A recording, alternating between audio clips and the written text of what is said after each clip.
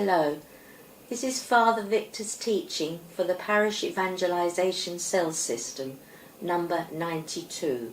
Theme: Worship and Justice Go Hand in Hand. Scriptural text is from Amos. I despise your feasts, and I take no delight in your solemn assemblies. Even though you offer me your burnt offerings and food offerings, I will not accept them. And the peace offerings of your fattened animals I will not accept. Take away from me the noise of your songs. To the melody of your harps I will not listen.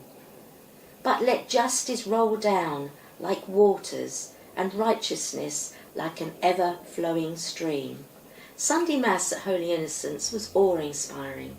The church was spick and span, the fresh floral decoration was perfectly arranged, and the music ministry gave their all and raised the roof. The celebrants spoke from the heart, and the parishioners listened. The prayers were said, and the collection baskets were heaving. But God wasn't having any of it. Why?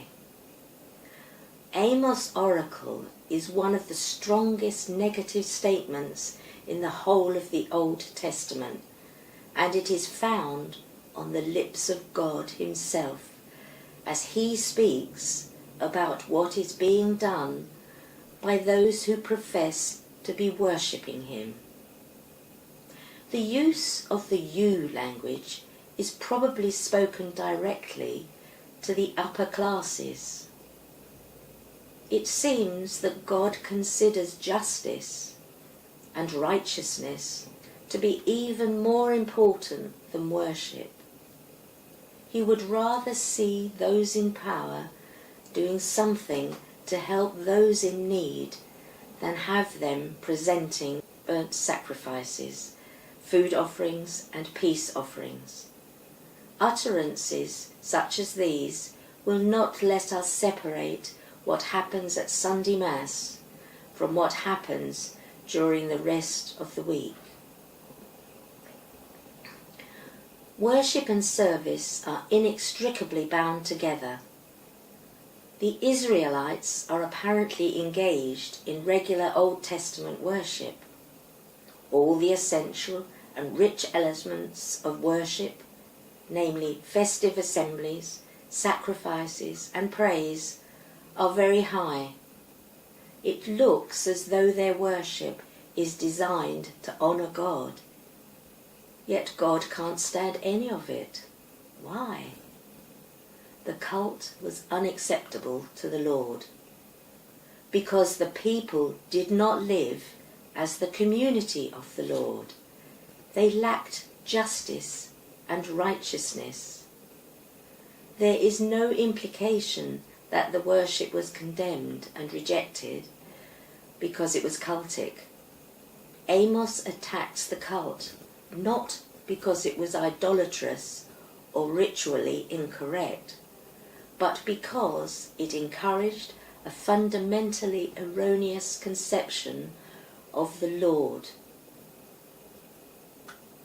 The people assumed he was a God who could be easily won over by fine worship with its richness and festivity, and they forgot his moral demands. Ritualistic faithfulness masked ethical unfaithfulness. The point of Amos' utterance is not what is wrong with worship, but what is wrong with the worshippers. He does not intend to replace religious ritual with social action. Rather, what goes on in society must correspond to what is said and done in worship. To experience the presence of God, in Amos' view, Israel must practice justice. Religiosity does not matter. Israel's social and religious sins were one. To do injustice was to fail religiously. However, in popular conception, religion was detached from social life. It was in a different sphere altogether. Morality had no connection with religion. Amos was strongly opposed to this popular conception. He did not desire feasts and sacrifices, but morality, that is to say, justice and righteousness. God wanted righteousness rather than religiosity. Festivals, sacrifices, and songs were no substitute for righteousness. Amos' oracle changed the centre of gravity in religion from the externally correct to the internally moral.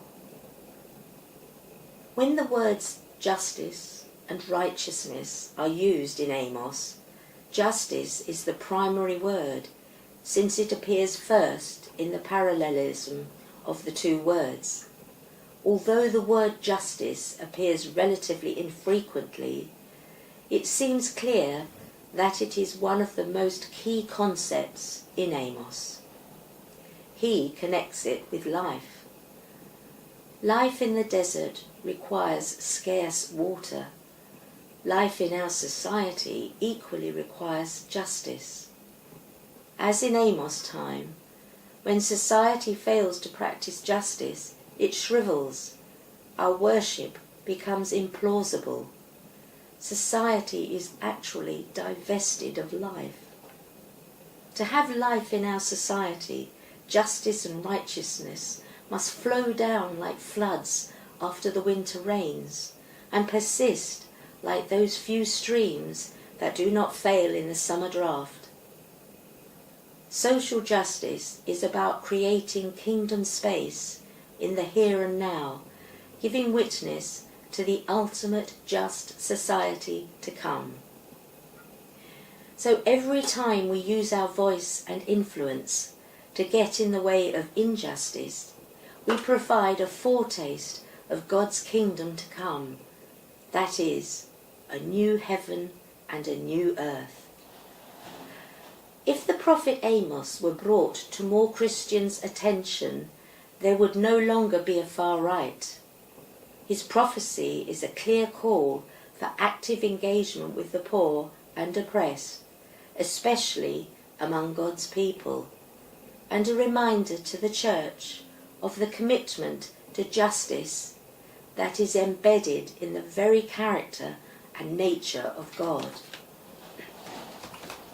As God is just and loving, so we are called to do justice and live in love. He is therefore the motivation of justice and love. Amos' message is echoed by prophets and endorsed by Christ. His concern for the oppressed made him a prophet for all times. He is indeed a prophet for the 21st century, a time when the gap between rich and poor has never been greater. Amos reminds us to compartmentalize our Christian lives, whether we are at work or at play, in church or in the home. Justice and righteousness remain as guiding principles of life. What can we do in our daily lives so that our worship on Sunday will not merely be a noise in God's ear? Like the Israelites, it's so easy as Christians to get caught up in superficial worship, to let the emotion of the moment be a temporary feel-good, rather than really building a proper relationship with the Lord. It's so easy to focus on what we get out of the worship experience, instead of looking at what the Lord asks us to put in. Does our worship get up the Lord's nose as much as Israel's did?